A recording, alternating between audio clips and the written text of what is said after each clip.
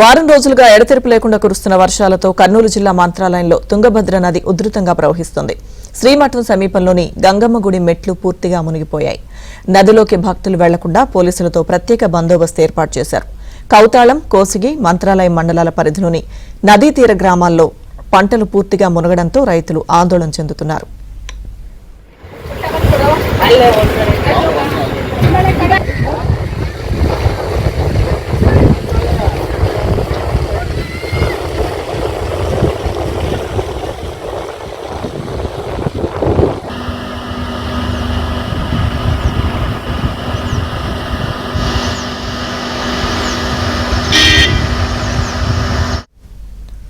ప్రకాశం జిల్లా గిద్దలూరు మండలంలో సగిలేరు వాగు ఉధృతంగా ప్రవహిస్తోంది. కొద్ది రోజులుగా నల్లమల అటవీ ప్రాంతంలో కురుస్తున్న భారీ వర్షాలకు దిగువ మెట్ట సమీపంలో సగిలేరు వాగు ఉధృతంగా ప్రవహిస్తోంది.